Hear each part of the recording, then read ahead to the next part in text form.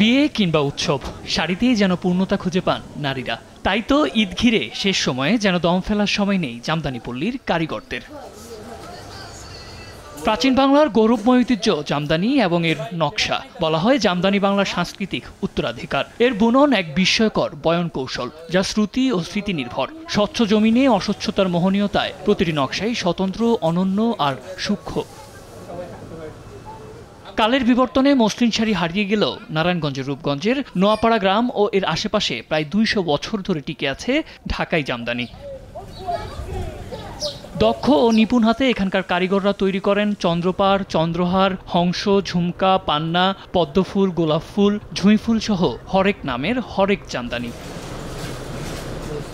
দামে বেশ তারতম্য থাকলেও ঐতিহ্য ও গুণগত মান বিচারে জামদানি শাড়ি সর্বদাই গ্রাহকের পছন্দের শীর্ষে। পরিমিত রং, হালকা ওজন আর ন্যায্য দামের জন্য উচ্চবিত্ত থেকে মধ্যবিত্ত সবাই ভিড় করেন জামদানি পল্লীতে।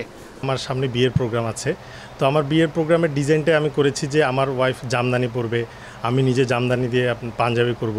আর ঢাকা থেকে ছুটে আসা ক্রেতারা বলছেন জামদানি শিল্প টিকিয়ে রাখতে হলে বিদেশি পণ্যের মোহ দূর করতে হবে। একই সঙ্গে কারিগরদের মূল্যায়ন ও প্রচার বাড়াতে হবে।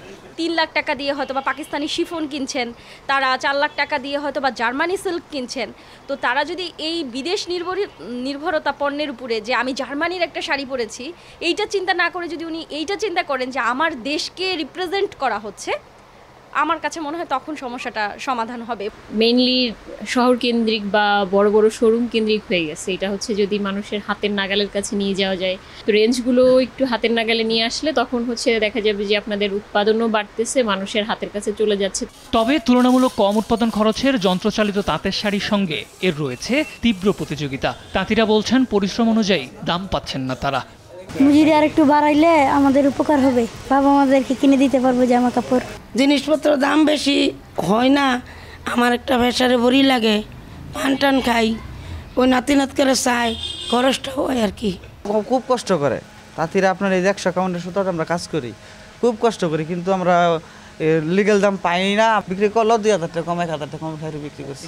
যে মজুরি আমরা পাবো 6-7 হাজার টাকা, এনে আমরা 2-3 হাজার, 4 হাজার, 5 হাজার টাকা। বিশ্ব দরবারে জামদানির গুণগত মান ও ঐতিহ্যের কথা তুলে ধরতে উদ্যোগ দেখতে চান এখানকার কারিগররা। প্রাচীন বাংলার গৌরবময় ঐতিহ্য জামদানি। বলা হয় জামদানি বাঙালি সাংস্কৃতিক উত্তরাধিকার। তবে এই জামদানি তৈরির সঙ্গে যারা জড়িত তারা বলছেন পরিশ্রম অনুযায়ী মূল্য পাচ্ছেন না তারা। সকাল 6টা থেকে রাত 9টা, মাস শেষে পান মাত্র 12,000 টাকা। তারা বলছেন জামদানি টিকিয়ে রাখতে হলে মূল্য দিতে হবে তাদের, জীবনমান উন্নয়ন করতে হবে তাদের, তবেই টিকে থাকবে ঐতিহ্যের এই জামদানি। জামদানি পল্লী থেকে সাদ আহমেদ, দেশ টিভি, নারায়ণগঞ্জ।